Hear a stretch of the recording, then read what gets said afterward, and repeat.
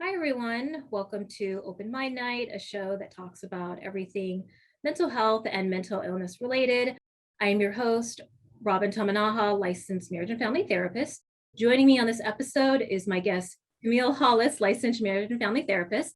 She is a licensed marriage and family therapist here in California. She enjoys working with children, teens, and adults who experience depression, anxiety, psychosis, and crisis, and has a passion for seeing people experience emotional healing and freedom through therapeutic techniques. She speaks and facilitates mental wellness workshops at churches while spreading her message about how we must intentionally focus on our mental state because out of it flows the issues of our life. I love that. Hi. That's Hi, a Camille. Thanks for biblical being here. proverb. Yeah. Yeah. Uh, Thanks for being here. I'm so excited to have you. Thanks for having me. I'm excited to be here too, to join this with you. Yeah. And so for the listeners or viewers, a little backstory here. Camille and I, we know each other. We go back in time to Way our, back. way back in time to our internship days when we were pre-licensed working in community mental health. So I'm so excited to have Camille on because it was also lovely like working with you too at the agency. Likewise. And that's why this is so cool for me to you see where we started and then to see where we are now. It's just cool. It's just a cool thing. So cool.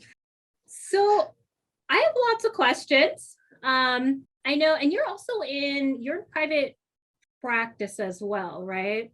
Yes, I just started this month.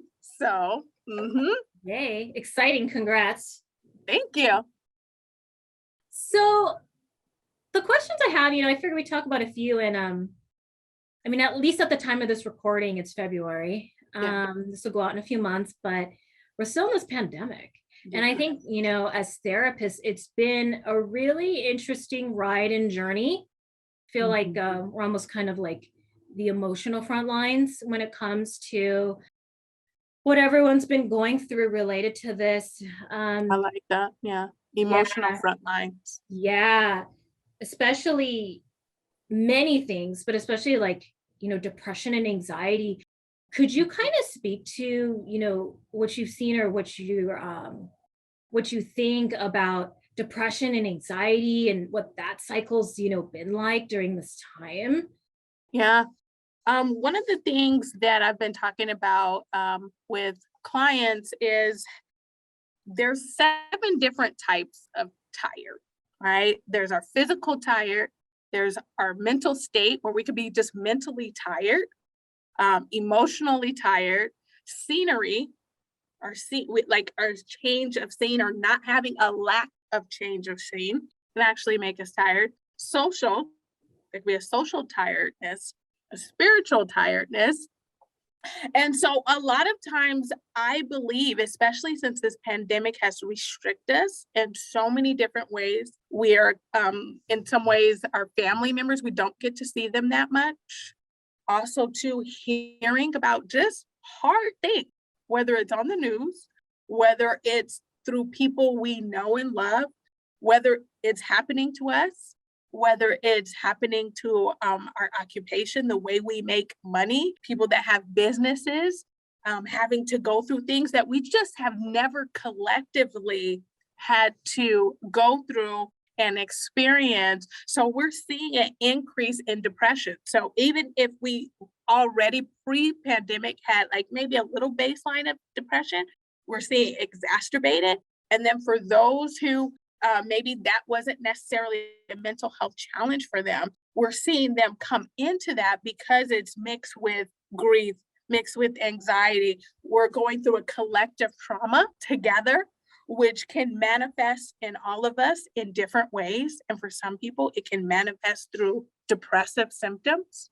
Yeah, no, I completely agree. I think just all of those things together, like as you explained, like all the different levels of tired, like I would even imagine like someone experiencing multiple at a time and just what that does too. And then on top of the symptoms. Right, right. You know, And I love what you said, that that has been the case for a lot of people, experiencing a lot of multiple different things. I'm also a school counselor, and to see the impact on the kids, like when they first came back in person this year, I mean, we saw behaviors like we just never, I mean, I work in special education, but it wasn't just special education kids.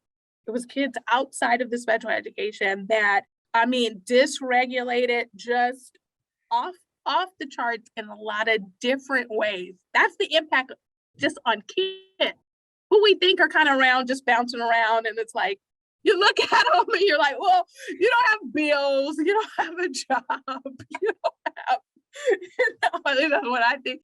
But, it's impacting them on that level. And then for us who are adults and have the responsibility part of being an adult, you can imagine that much more, right? Yeah, that is a good point. I think, and that's something I think a lot of people don't know when it comes to like the kiddos. I think as adults, like we have responsibilities or different responsibilities, but kids are very, very aware. And that was, especially when it's something as crucial and structured and consistent as school, and Yeah. that being so thrown off, that's going to dysregulate somebody Yeah. for sure. Right. And a lot of the depressive symptoms manifesting as grief too, right? Grieving the loss of something. When we think about grief, we think about death, right? The death of an individual. But it can also have a metaphoric meaning of the death of something. The death of, I was getting my nails done, and the guy said, right when the pandemic started, he opened up his business a month before the first closure. He was like devastated. You see Yeah. what I'm saying? Yeah.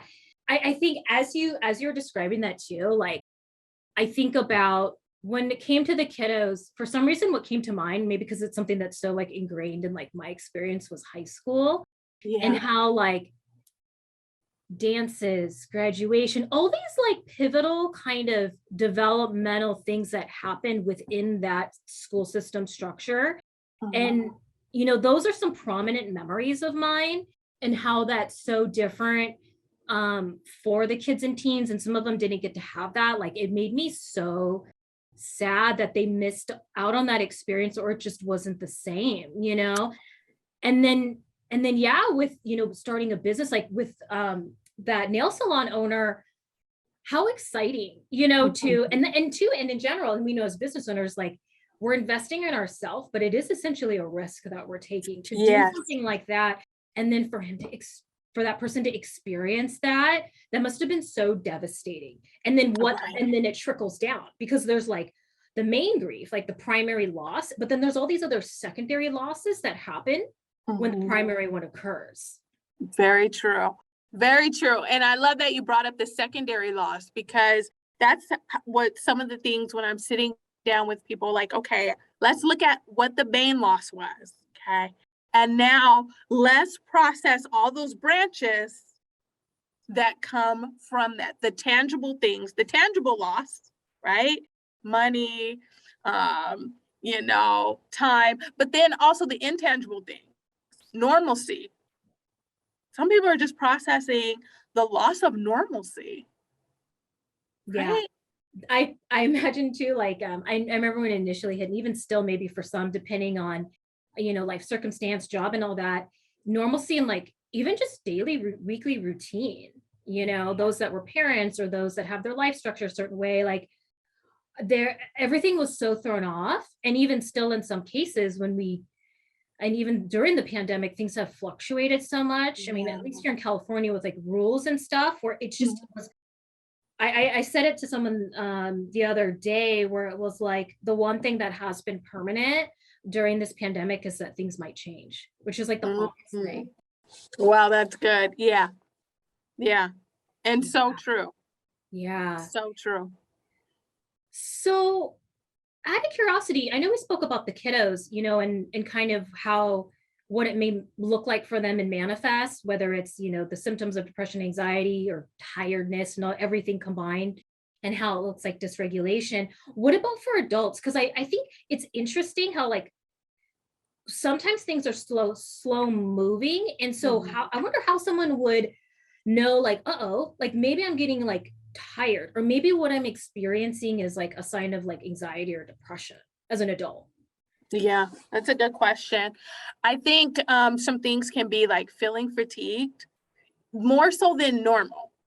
You know, when you have the ability to maybe, because we kind of generally know how much we could get done in a day pre-COVID, and you know that that's kind of really declined and decreased kind of significantly.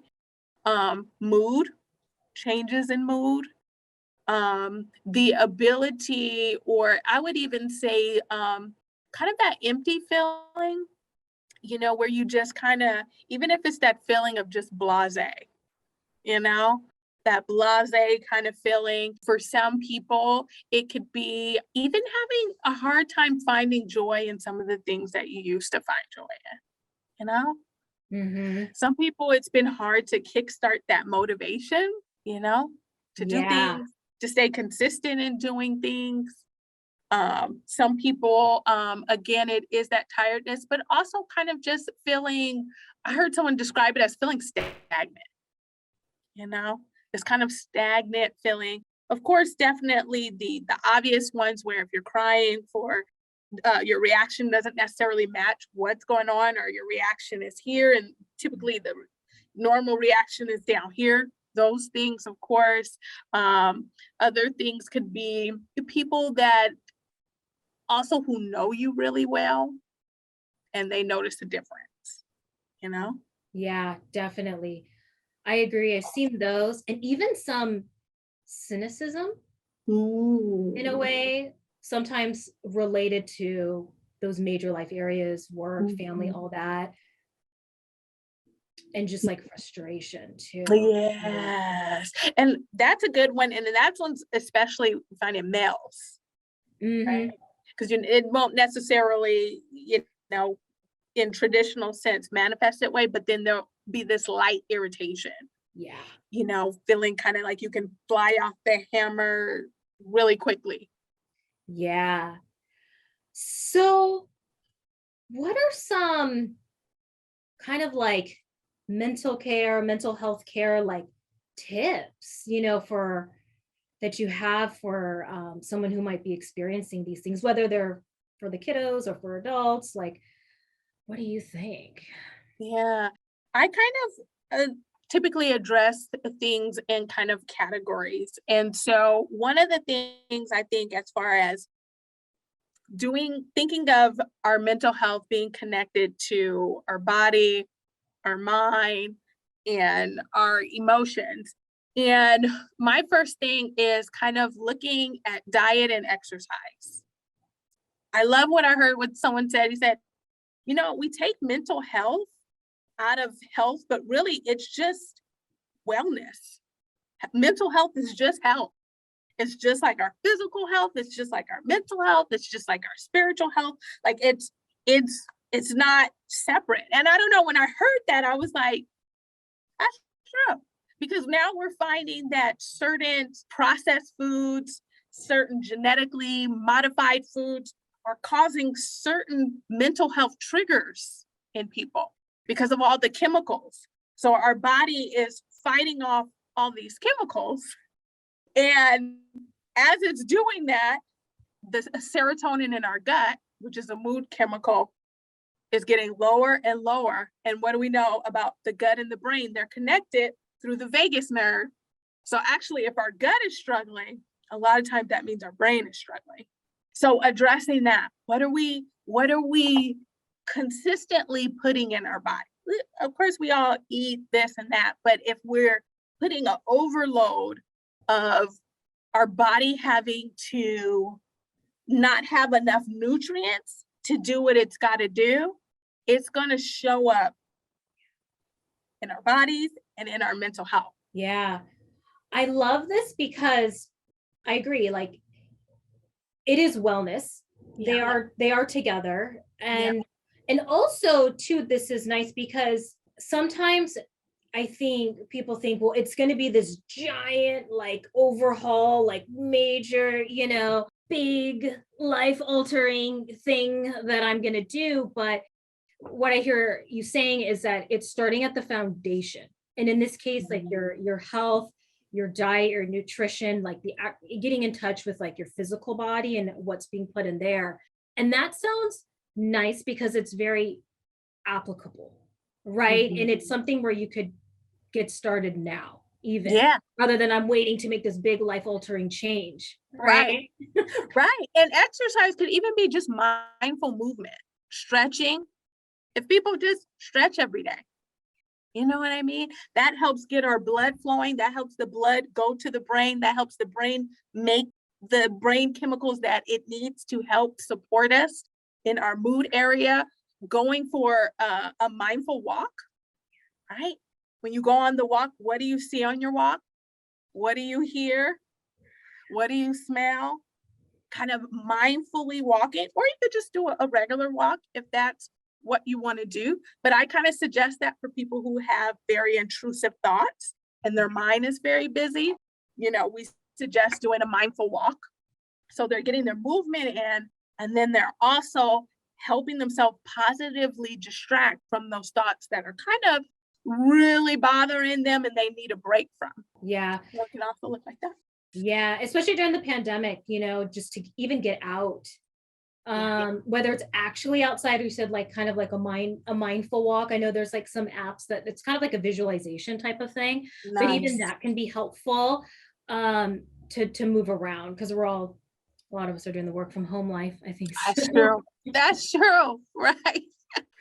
Also, too, I always tell people to explore because it could be a hormonal thing, right?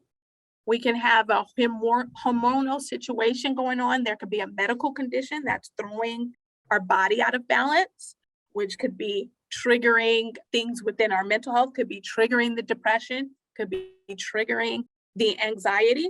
So that is something to explore kind of more so with your doctor to see. Just make sure everything's checking out okay. Make sure that there's nothing out of the ordinary and that it's truly just mental health and not something with a medical condition or your physical or a hormonal imbalance. Yeah, doing those physical wellness checks with the primary care, getting all those lab tests and maybe even make sure the thyroid levels are okay and all that. That'll come up with, I'm not a doctor, but when they do labs, they'll definitely check all that to see like, oh, is everything within normal range or is it abnormal? Because you're right, like it is important to make sure to rule out anything medical, because if that is the case, then that's targeted in a different manner as far as medically and medicine. And then if not, then it's like, all right, here's my more wellness plan when it comes to my mental and physical health that is not medication related. Yeah. And then just practical positive coping skills in the sense of when I say positive, I mean that are helpful towards people. And some of those things can be, I wrote down a little list. So if we're talking more so anxiety, of course, doing like a guided meditation, that's all on YouTube. Like you were talking about apps that can help people, and that kind of brings a little bit of calm and serenity. I know some people get a lot of anxiety in the morning because as your mind begins to think about your day and what you have on and what you're about to encounter during that day. That's why sometimes people get a surge of anxiety. So sometimes I have people do some stretching and some kind of like mindfulness meditation in the morning to kind of start their day in a different shift. Were you going to chime in? No, I'm just nodding. Oh, okay. I'm I thought agreeing. you were going to say something. I was like, okay, what do you? And then also too, this is a hit and miss. Some people like the weighted blankets. For some people, it feels like a hug. And then I have some people that I work with that they have an aversion to it. They don't want it, But I kind of suggest people to give it a try. You do have to make sure your body weight goes along with the weight of the blanket, especially if you're going to use it for kids too as well. So there's kind of stuff online with that. But for some people, it feels like a security, feels like a hug, especially for people that live alone. And if you're a person that enjoys touch, You're a person that, enjoys the embrace of someone, that is, for some people, it could be really beneficial, you know? Also, to, um, you already brought up the mental health apps and then aromatherapy, essential oils. I know that some people swear by them, some people don't, but just the scientific piece behind it, that direct connection to our brain is through actually our smell. So getting some like lavender, getting some calming, soothing smells. Some people wear it as I have like a little necklace. Some people have chains. Some people just mix it with the oil on their hands and kind of just do some it just helps with the deep breathing in a way to kind of even send that signal to the brain like, hey, we need to kind of calm down a little bit. Let's take a moment. And people can use it in so many different ways. Sometimes I put it in my shower so I could have kind of the steam going in my shower, or eucalyptus. And then also too, some people can have the diffuser right while they're going to sleep. For people that have trouble kind of transitioning into their sleep, or they have trouble winding down from their day, keep it kind of very close to you and kind of just begin your meditation as you are kind of actively telling your mind, like, it's time to rest, So it could be like a bedtime, nighttime routine. So many things came to mind. Could I share a few, well, actually what I do related to that? Please. So there's a few. Well, one, when you describe like, the smells and its direct, connection to the brain. So pre-pandemic, I miss getting massages. That was like one of my self-care things I was actually doing on a regular level or regular, frequency. And I just remembered as you're describing how before the massage started, my masseuse, she would like put some sort of, I don't know, my eyes were closed, but like some sort of lotion or something. And it smelled like amazing. I don't know if it was like a eucalyptus type of whatever. And she would just hold it like her hands here above my face. And she would tell me to take in a few deep breaths. Yes. And that was the start of it. And I just remember how amazing that was. So that came to mind. And then also, like you said, like kind of like you do like a ritual, like and I do that. I have like a lot of candles. Nice. I'm a candle person too. Yeah. And with all different, like the smells that I like. And when I light the candle, I'm very like in the present moment with it and just thinking something, whether it's like a mantra or just like my intention for the day, it tends to be like, and then I light the candle and then it's very fragrant. So then I just start smelling it. I just kind of like walk to my desk really slowly. Like I kind of, it's like this whole routine that I have on certain days. And sometimes it's my work days too. Interesting. Nice. That's how it started. Yeah. I love those things because it kind of, I think of like, okay, behavior reinforcement, that whole kind of thing. And it's like for some of us, we need to kind of do things to let our brain know, hey, it's time to X, Y, and Z, and the more we're consistent, we're doing it and practicing it, we're teaching ourselves, we're teaching our brain to respond to it. Yeah. Totally agree. When the pandemic happened, I had to figure out how to do these little shifts into different parts of my day, weekend, work life. Now I'm off of work, because everything's at home. I'm still working from home. So I was like, how do I, because I'm very like visual. And so I ended up just turning it into something that was more like symbolic. Yeah. Oh, I like that. That's good. I like that. I like that. I think too, just speaking when we talked about scenery tired, and just because I had this conversation with someone else, because they work at home and they were just like, they're like, I feel old, type kind of thing, because they were used to being out and about. So we're kind of working on giving like this kind of, I don't know if it's a mock schedule, because it is a real schedule, but kind of, even though you're at home, creating a schedule for yourself. This is going to be my X, Y, and Z time. And you're teaching yourself, like, I'm giving myself variety. Even if it's something like when me and my stepdaughter were completely at home, we would have breakfast outside in the sun, not completely in the sun, but when it was kind of cool, but the sun's out, that type of time. Set up our TV trays. We may bring our books out there, creating with whatever your space is, creating different variations or things to do throughout the day so that you can feel like, hey, I'm doing something versus, man, I'm just clocking off and doing this or getting in bed. You know what I mean? Taking a mindful walk in the morning or in the evening, getting some vitamin D because we know that helps with our mood, right? Is there, social time and connecting with people some way, whether it's virtual video, whether it's through text, whether it's whatever. But you see what I'm saying? Creating a schedule, even though the circumstances, everything will say, why do you need a schedule? You're just at home, I like how I like your example and what you do, because it's like being creative and making it your own too. It's just doing things in a different way and being flexible in that sense. Yeah. And my stepdaughter really responded to it. She's like, are we gonna go outside this time and we'll take our breakfast, we take our books. And she just loved it. And we were just, you would think we were doing a whole bunch of stuff. We were just sitting outside in the sun, That's wonderful. Wonderful. Yeah.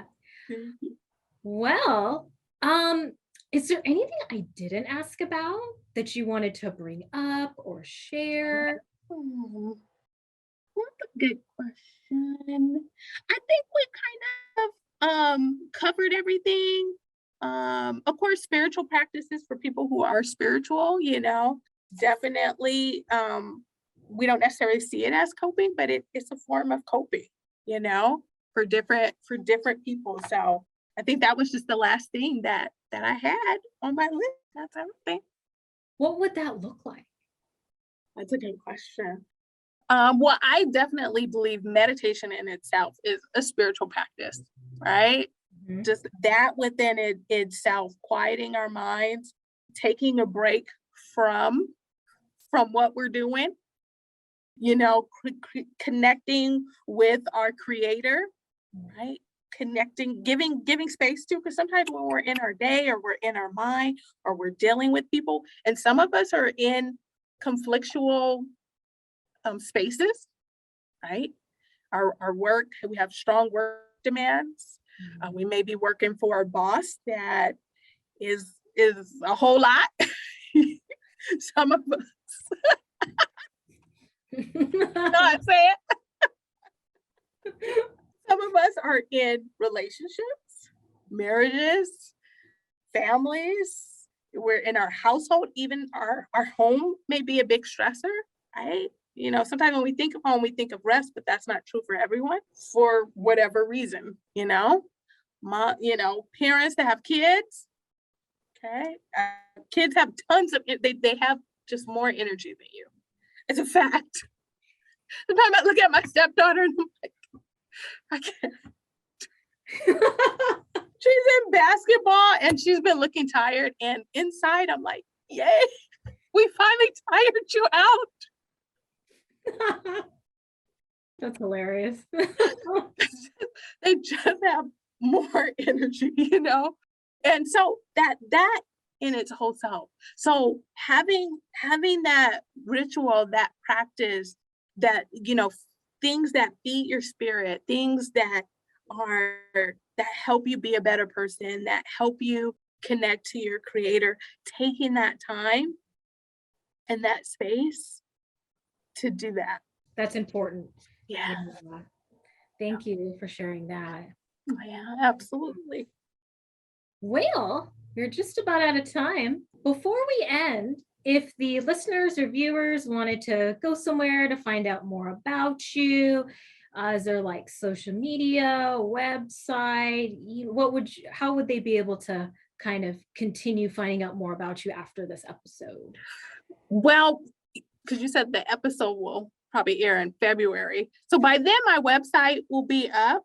So, you know me, I do faith-based counseling and intertwining faith with mental health. So if that's their jam, my website will be heaveninspiredchristiancounseling.com. And then I have my Instagram, which is freedom_awaits with an S _4_you. And so I know that's long, but I'll put it in the show notes. okay. And that way, that way they can just easily click on it and go to you. Yeah, definitely check out Kimmil's Instagram. Put out really, really good content. And you have I know you have a lot of videos, and just like different reels, like everything you put out is just so wonderful. So thank you. Yeah, everyone definitely check out that. And then the website, that's exciting. That's working on it now. I remember that, like when I think back to when I started private practice, that was a very huge task, but also like really cool. I mean, it's really, really exciting in like building like a website for yourself and like your business. And then when you see it come to fruition and you know, it's up, it's just so it's really neat. So I'm very, very excited for you for that. Oh, thank you. I'm having someone build it, but ups to you for doing it yourself. I've been to yours. It looks great. I'm like, go. My hero. Well, I mean, I'll keep it real. Like I used kind of like a company to help, but like even like the creating the content, thinking of the words, all that was a lot. Yeah. I don't know too much of the techie stuff. But I'm visual. So I was like, okay, I know we're wanting things to go. That was easy. Nice. Why I had a hard time describing what I do, I have no idea. I'm like, why can't I say it is hard? I've been doing this for almost 10 years. Why? It was so interesting. So it's a lot of work. It is. And I'm going through that too, where I'm sitting down like, how do I explain this? How do I describe this? Like when we're sitting and talking, you know, we're just chatting, but to put it in written form, it is hard. It is. I think, gosh, like that first year, I don't even know how many times I like adjusted and revised things. It was just, I don't even remember what the original looked like. It had evolved so much, but it was also kind of fun in a way too. So, yeah, it is. You know, it's a new beginning, a new start. Yeah. So. Yeah. All right. Well, like I said, I'll put that in the show notes. So then by then, you know, by the time this is up, your website will be up. And so everyone can click on it and check you out. And just so everybody knows, it's interesting how we're licensed, but we're licensed by state. So if you are living in the state of California, then you can definitely reach out to Kimmil for services, as long as you live in the state, right? That's true. That's true. All right. All right. Well, take care. All right. Thank you so much for having me.